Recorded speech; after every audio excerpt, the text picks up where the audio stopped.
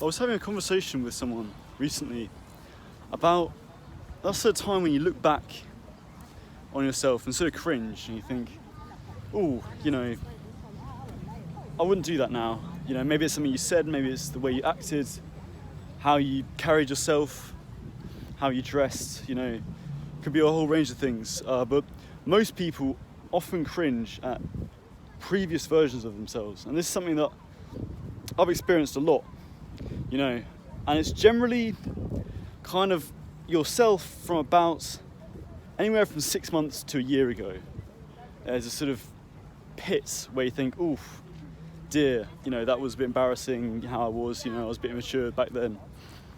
What's funny is that after a year, I find I stop cringing at myself and I start looking at myself again with a sense of affection, So myself a year ago or 6 months ago, I kind of cringe at quite a lot.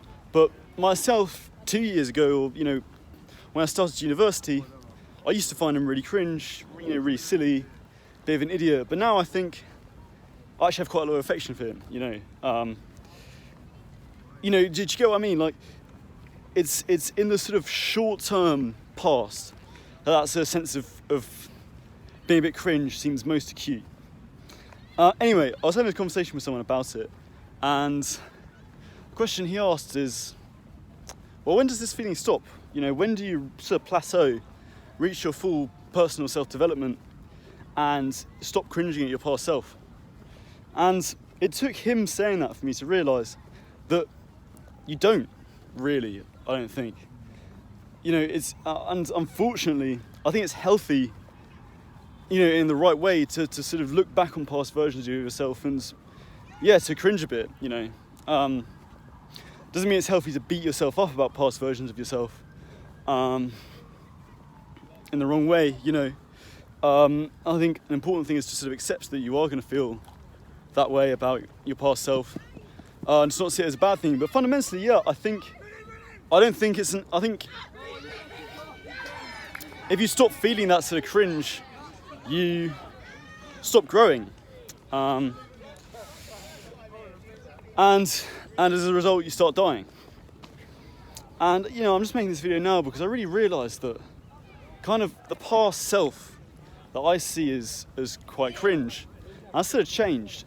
So I used to think that me sort of before I cut my hair, I was still doing music, I was a bit of a hippie, I was sleeping in late, waking up late, drinking lots. That used to be the kind of version of myself that was like the sort of enemy, well, not the enemy, but like that I was sort of had most of a bone to pick with. That was the person I was like, that's what an idiot he was. But I've noticed now that it's kind of updated, and that who I pretty much thought I was until quite recently is now the person that I find most cringe. And this is me sort of first getting on self-improvement, and sort of getting obsessed with all this stuff about being a high-value man, sort of dabbling in the red pill,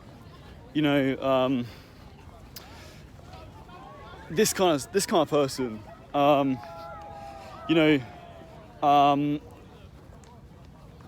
that's the guy I find most sort of cringe now. And that's only like 6-9 months ago that I had that. But I for the first time I just kind of accepted that I will have this emotion about my past self, and unfortunately I'm going to have it about my current self as well. But the answer to this is just to make peace with your past self. It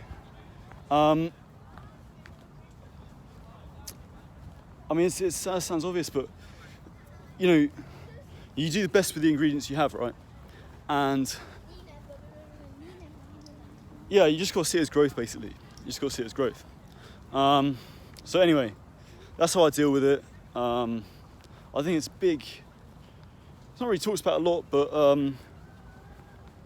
and the other thing is, like, give your past self credit where credit's due. You know, it's very easy to. I mean, it's interesting. I sometimes think this about Hamza, is that he's like a self-improvement YouTuber, you know, as I'm sure you know. But he always talks about his past self in university, and you know, he was going out drinking, and you know, he wasn't sort of taking his self-development very seriously, and he always sort of looks back on himself and thinks, oh, what an idiot I was then.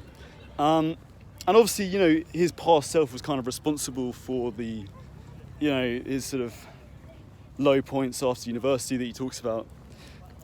But I still think, like, credit where credit's due. You know, he was still in remarkably good shape, you know, at that point.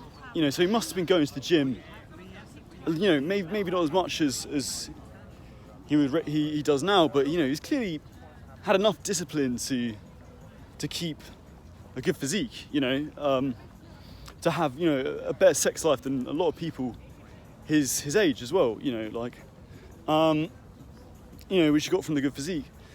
You know, again, I'm not encouraging, like, any of that, but I just think it's easy to just think that everything stupid you've ever done exists in your past self, and that nothing good, all the good things about yourself have just come, you know. But actually, I look back at my past self, and I think, okay, you know, I wasn't, you know, getting up on time, you know, I wasn't taking my health very seriously, but I did have some work ethic. You know, I did work hard at promoting my music, you know. I did work very hard at that.